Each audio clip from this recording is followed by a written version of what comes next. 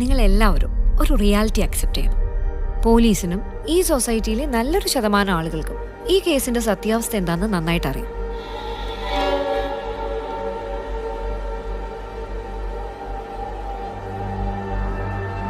ഇയാളാണൊരു കില്ലാടിയാ.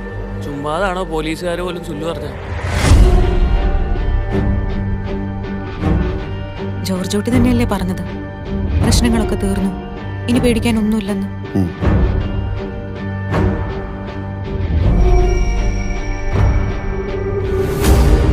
പോലീസിന്റെ രീതികൾ മുൻകൂട്ടി കണ്ട് കളിക്കുന്ന ഒരാളാണല്ലോ അയാൾ.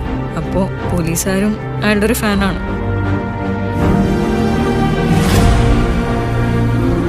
പിന്നെ ജോർജ് കുട്ടി ആളൊരു കുറുക്കനാണ്.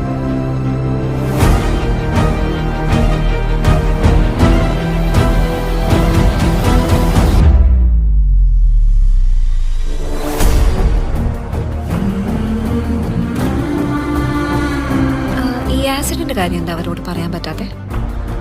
അവരെ രക്ഷിക്കാനാണെങ്കിലും ഞാൻ ഈ ചെയ്ത കാര്യങ്ങളൊക്കെ കാണുമ്പോൾ അവരുടെ അച്ഛനൊരു ക്രിമിനലാണ് എന്നൊരു തോന്നലുണ്ടായാൽ